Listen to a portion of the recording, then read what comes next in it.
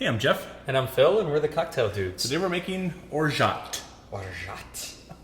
I love saying that. Yes. It sounds like we're, I don't know, French, Italian? Sure, yeah.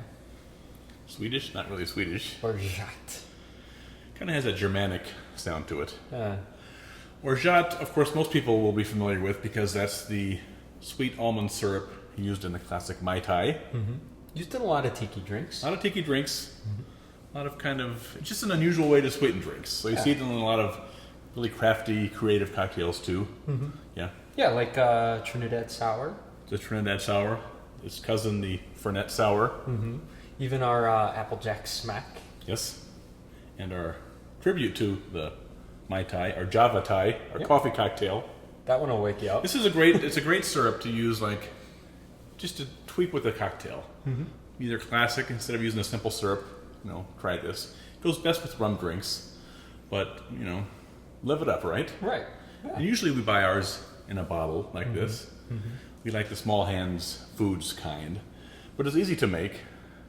We made it a couple different ways over the years. We used to boil it on the stove, and that works nicely. But we found this, we call it the countertop method, where you don't need to use the stove, right? Gives it a nice, kind of a lighter, brighter taste. Yeah. So this is the way we prefer to do it now. It's fairly simple to do, Right. and we're going to go through and tell you how to do it. You need raw almonds, right? These guys here. You find them in the bulk food section of the grocery store. Right. You don't want blanched, correct? Nope, the blanched, that's what we use in our Falernum. You can check out that video too, right? But you want the kind that still have the brown skin on, right? You want them sliced, you don't want them salted. But just the raw almonds like that, right? You need that, you need water, granulated sugar, a little bit of brandy, and some orange flower water, orange blossom water. That's going to be the tricky thing to find. Right. You have to find that either on the internet or at your Mexican market, stuff like that. Upscale grocery stores might have it. They'll have rose water more than the orange flower water. Right. All right? So to do this, you want to take your 2 cups of almonds, pour them into a bowl, and cover them with 2.5 cups of water. I'm going to stir it once and let it sit there for 30 minutes. This is just so the almonds get a little bit moist, because we're going to pulverize them shortly.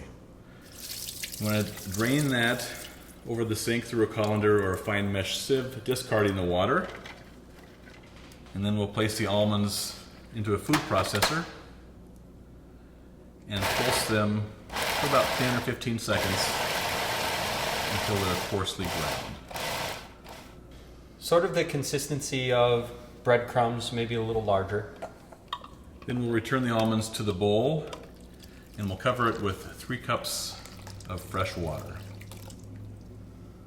We're going to give it a stir and just let it sit on the countertop for 4 to 6 hours or even overnight. And you just want to stir it every time you think about it or every time you happen to walk by it. After the 6 hours, you want to strain the mixture through a fine mesh sieve. This time we're going to keep the liquid and we'll throw out the almond bits.